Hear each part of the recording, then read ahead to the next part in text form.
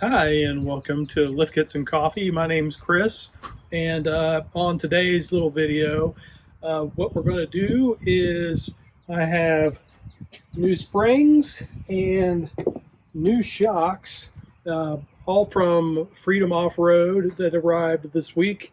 And this is Alfred, my 2004 Sport Edition 4Runner that's still riding on the original X-Reyes system. Now, in a previous video, I did the delete of the X-Reyes. The shocks are still in place, but the whole system's been disconnected, and the center control absorber and the hard lines running to each wheel have all been removed.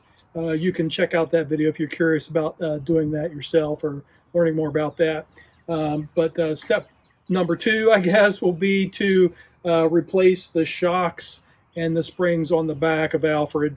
I've never done this before, so I'm going to go slow, and I'm going to try and document every step along the way. So yeah, if this is something that you have been thinking about, you might try, but you're not sure, well, maybe we can discover that path together, and you might be willing to take a shot at it with a little bit of help from somebody who's gone just a few steps in front of you. So without wasting any more time with an introduction, we're going to go ahead and get started, and we'll learn on our way. All right? Okay, our first step is going to be to get the back end of the vehicle off the ground, but not lifting it by the axle. So I have a floor jack and 2 3-ton jack stands. This is a heavy vehicle, so make sure you have quality jacks and jack stands for lifting it. And since we can't lift with the axle, we want that to be able to float. We're going to lift and jack the car, put the jack stands on the subframe right in front of each rear tire. There's a lift point there. You can see that in your owner's manual. If you don't know where they are exactly, I'll put a picture in of that. So yeah, that'll be the first step. Then once we have the vehicle up in the air, we can take the tires off, and that will give us full access to the shocks and the springs on both sides. All right? Okay, I just wanted to show you the lift points here on the frame rail coming back right in front of the rear wheels. So this is where I've got my jack stand placed. And yes, I am not happy that I had to do this, but my jack stands would not lift the vehicle enough to get tire clearance. So I've got some bricks here as a base, and just very carefully lifted the vehicle and placed the jack. And then I've got an extra jack stand here as a safety. So I would just say, while you're doing this process, and I did lift from the differential back there, go very slow.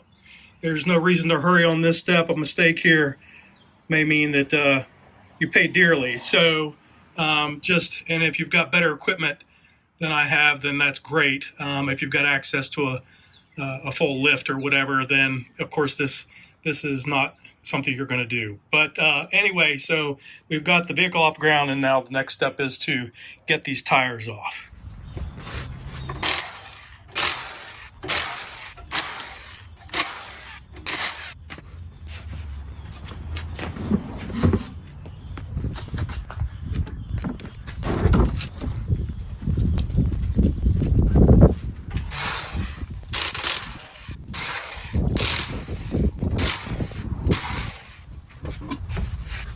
Okay, we got the wheels off, and in case you haven't ever seen inside the wheel well or the rear wheel well of your 4th gen, this is the top of the rear shock, and you can see I've got the old X-Reyes connection or drop line disconnected down here, just dangling.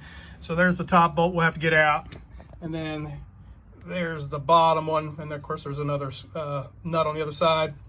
I'll have to get a hold of that. And then there you can see the bottom of our spring. And you can see let's see if I can do a zoom here. You can see both bump stops in there at the top. So yeah, those 2 springs are coming out, and we'll be getting rid of these shocks and putting the new ones in here. And that's our next goal. So let's get started. Okay, here, so this top nut is a 17 millimeter and stubborn. So I've got some penetrating oil on there, hoping we can loosen this guy up. And yay, we've got Grandpa's old pipe wrench. So, you know, it's an antique, but it don't have to do much. You just got to do this one job. So let's see if we can get this off here.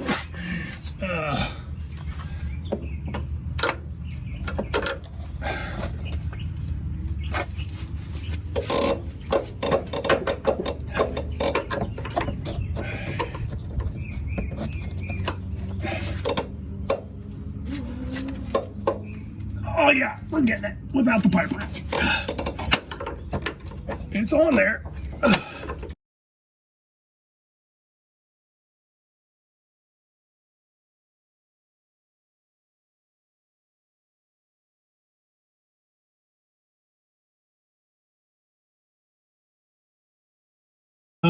Again, 17 millimeter. Definitely go ahead and spray this thing with some penetrating oil before you even bother starting. I have Grandpa's pipe wrench. If I had to get a grip on it to hold it, because the whole shock was spinning in there. But fortunately, with a little bit of penetrating oil and a really tough pull, it started up. So, and there we go. There's the nuts off. So we're free here. And the next step will be to take off the bolt down below, which I have an impact wrench for that. Okay, we're here. This is the bottom bolt to the shock absorber, and just like the top, this is a 17 millimeter, and I'm going to use an impact wrench. This probably, I've already hit it with some penetrating oil, and here's a joke. You know what's better than an impact wrench? A friend who has an impact wrench. So this is not mine, but it's going to be helpful today. So we're just going to stick it on there.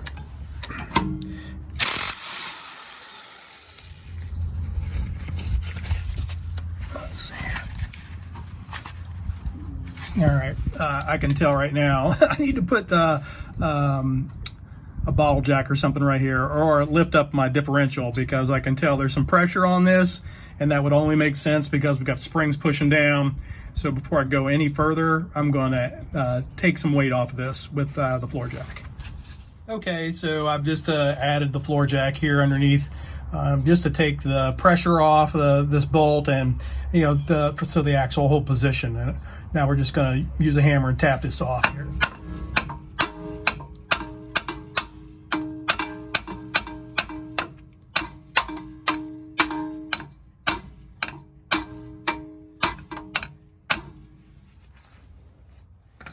We're almost there. Yay. All right, we're loose at the bottom, and the top is going to take a little bit more work to get out. All right. Okay, so we're back here at the top, and so what I had to do, I've already done it just so this part wouldn't be so awkward on camera, but I just took a regular blade screwdriver and I stuck it in here with this top concave washer, and used a hammer and just banged it loose, and it was just kind of glued or stuck to the bushing underneath it. So if we take this off, this should come out. It's dry. Let's see. Yeah.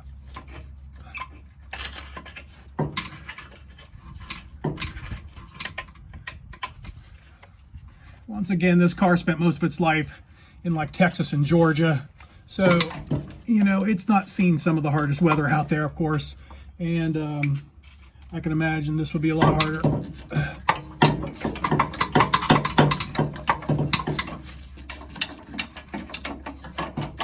Stuck to something.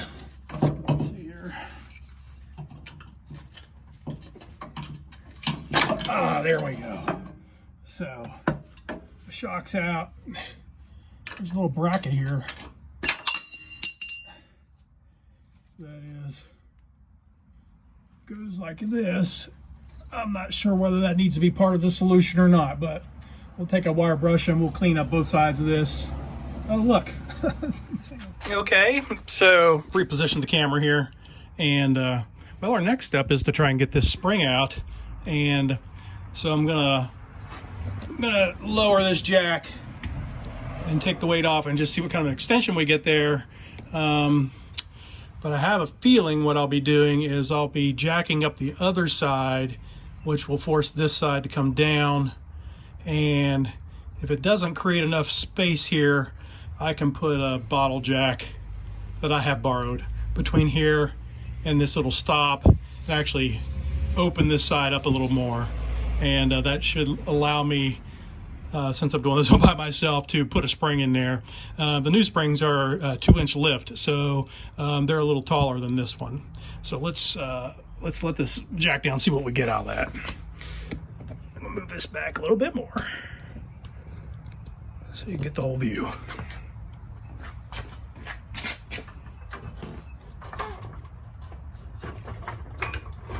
So that wasn't very much.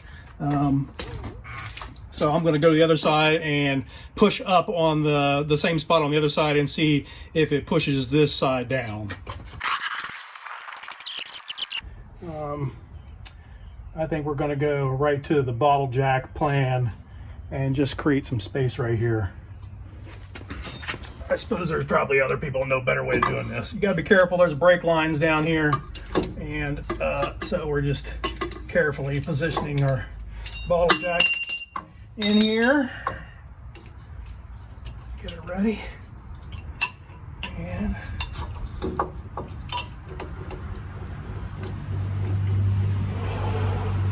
yeah, there's still some room in there. Hopefully enough to maneuver a spring around. We're going to find out together.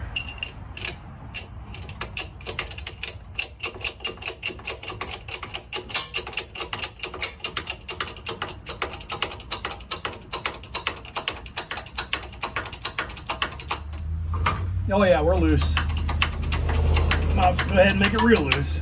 I think it's important to have that other jack on the other side to counter, so when I'm pushing down here, it doesn't bring the whole axle down.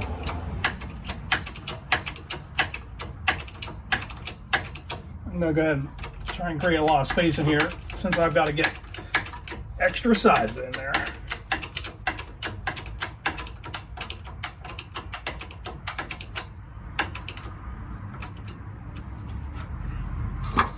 Well, it's ready to come out. And old spring out. Old spring is out. We're going to reuse these bump stops. They go in there like that. And here's the old spring. The little tail is on the bottom, and this goes up at the top. And cool. So let me go get the other spring and see what's going to take to get it in there. Okay. So I thought you would enjoy seeing sort of a side-by-side comparison of the factory spring. Definitely more beef to this spring. And then there's that extra bit there at the bottom that we need to get us up in the air. Okay, I've done the 2 bolts here for this sway bar. There's a little hook there, so I had to mess around to get that to disconnect. After having done this, I actually think on the other side, I'm probably just going to take the bolt out of the end link here. That's going to be a lot easier to put back together and everything. So anyway, that was probably just a bad call on my part, but you can try whichever one looks the best to you. And then this is not a brake line coming down here. These are the I'm going to guess this is the wheel sensor for the ABS. So you can see I've loosened that bracket right here. Oops, sorry. Loosened this bracket, and it can float now. The question is whether I'll have to let go of this.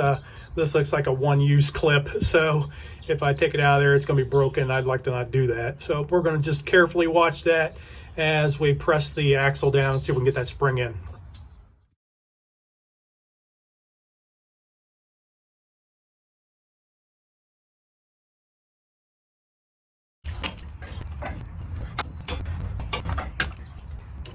Yeah, this is going to be really not the easiest way to do this. So this is what learning together looks like.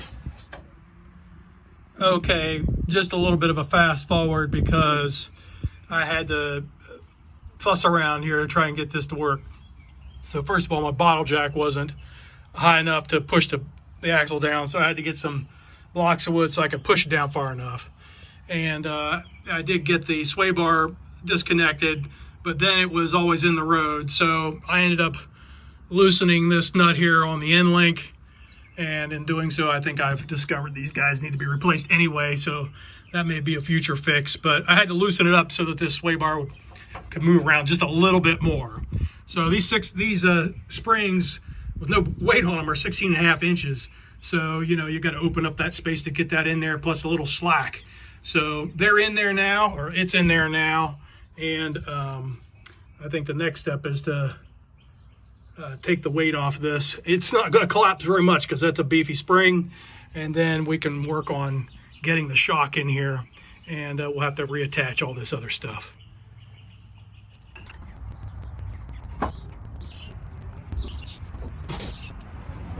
Okay, I've got all the jacks wide open and it's still loose up in there, so let's see if we can get the jack out anyway. Looks like we're gonna have to put some weight under here to push that spring up. Yeah, I'm just trying to get this high enough so I can reconnect to this sway bar, which is about 2.5 inches of height, and so nothing is pinched right here. Watching that stuff close. But I've got to go out of camera and hit the end of this jack to get it to come up a couple inches. All right. Yeah, there we are. Where are them screws at? So,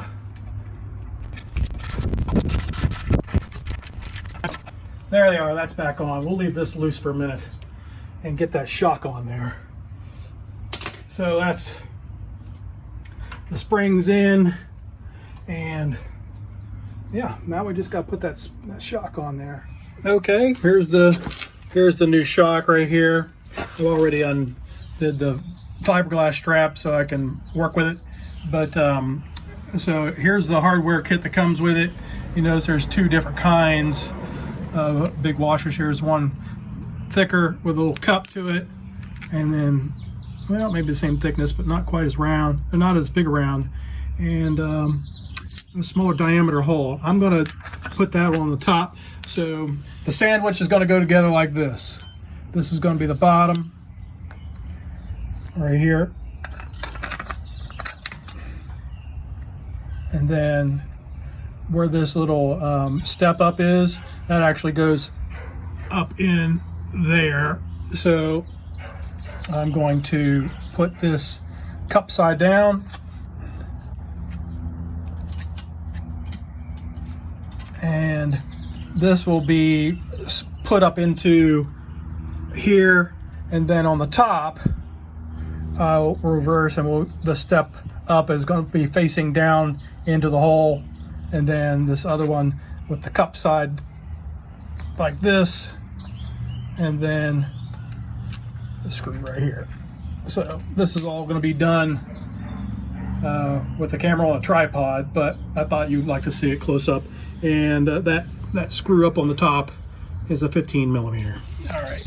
Okay, so starting to install the shock here, and you definitely want to put the bottom on first. You know, there's that shaft that was there from the mounting point, and it's you know, specific orientation and angle, and there's no forgiveness in that. So go ahead and put this end on, and I picked up some, let's see if you can see that, some blue thread lock from Harbor Freight.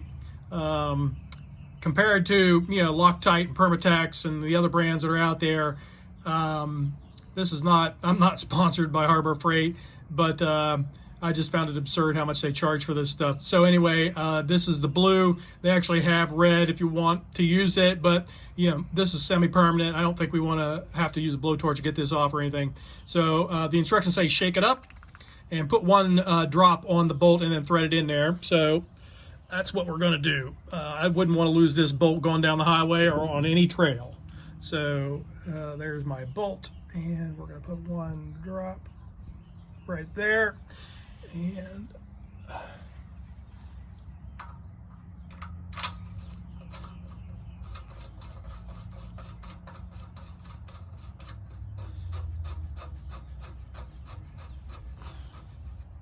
Okay. I'm going to have to look up what the torque specs are on this. So we'll probably put those down in the comments. I don't know off the top of my head right now. I'm just gonna make it pretty tight.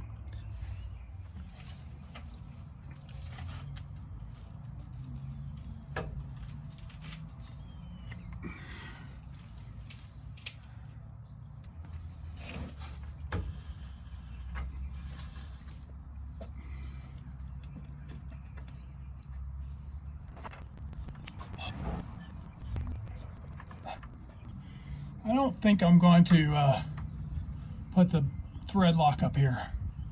With these grommets pushing back, and this has got a nylon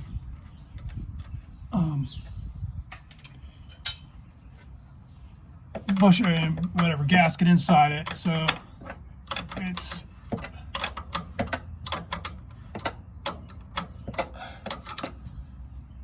apart from tightening this guy up, and I'll have to look up the torque specs on this too.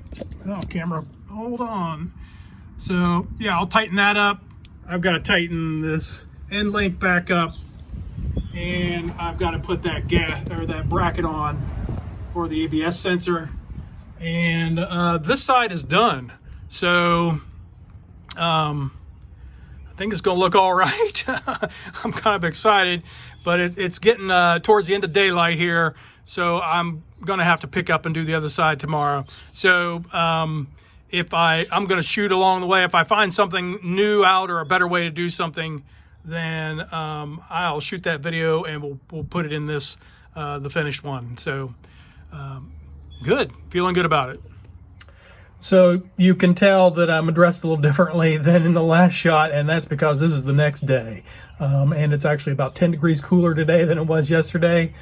So dressed for the weather. And but I'm on the other side and looking at what I'm going to do here. So I worked till there was no light last night, and the last thing I did was I removed the shock on this side. Let me flip the camera around. And so you can see the shock is already out here. So yeah, this guy was seized up in there. I had to, I basically ended up twisting off the top with lots of leverage and stuff. So luckily I'm not hung up and I don't have a cutting tool. So glad that's out. So looking at what we're going to do to get this guy, the axle lower so I can get that spring out, and of course put the shock in. And as I mentioned before, we took off the sway bar connection down here on the last one, and it's not hard, but it did create its own little obstacle since it was floating and the spring was trying to get in there. And so I think what I'm going to try this time is I'm going to undo or disconnect the sway bar end link here and leave this connection on and see if that will give me enough play without restriction to get this axle down. So the spring that's going in is about 16.5 inches, and I just measured the sort of stock spring height here loaded, and it's about at 13.5. So I need at least 3.5, preferably like 4 inches of extra room here to get the new spring in. And of course, I'm going to use my highly fancy, wonky bottle jack trick here at the hub to just push this side of the axle down and hopefully create enough room to get that in there.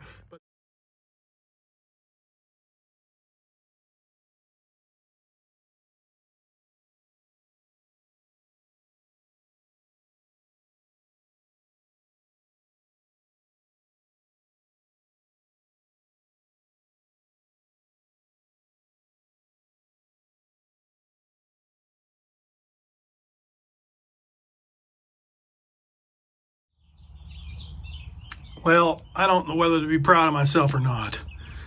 This is like the third try to figure out this side and how to get that spring in there. As I said before, I disconnected the sway bar end link to give me enough play to move this axle down.